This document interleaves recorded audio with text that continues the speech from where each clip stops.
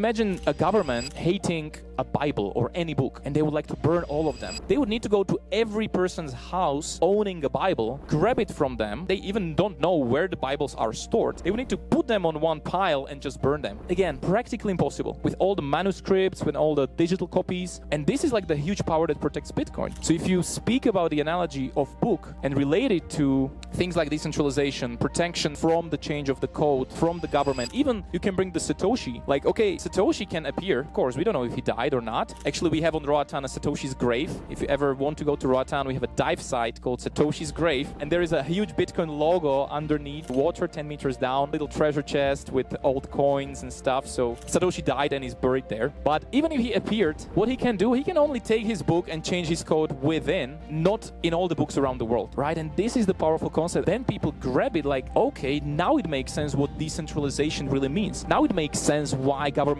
cannot turn Bitcoin off, because they would need to find every book in the world. That's practically impossible, right? And coming to Satoshi open source, what I also use is mathematics. I used to teach mathematics. It's one of the topics I love. And when I use slides and the topic of decentralization or Satoshi comes in, I show a picture of a guy from antique Greek. And I ask the kids and students, like, okay, so who do you think it is? And they're like, okay, there's some Greek guy, maybe mathematician. It's Pythagoras. And I'm like, okay, why I show Pythagoras? Because imagine you're going to a math class or your math teacher, and the next chapter today is Pythagoras' theorem. You start with that, and then suddenly a kid just raised his hand and said, but I don't think the Pythagoras theorem really works. I don't think we can trust it because I don't know who was Pythagoras. Was it a good guy? Was it a bad guy? We don't know. Was he Christian? Was he Muslim? How can we trust Pythagoras theorem? You as a student or you as a teacher of math would be like, what the fuck, guys? Like, we have math. We can prove it. And exactly the same thing applies for Bitcoin. We can prove everything. It's open source. We can read it as the recipe of margarita pizza. We can see it ourselves. It's not a black box. And it doesn't make sense to put person with an idea, because that idea worked 1,000 years ago, today, and in 1,000 years. It's something that was discovered,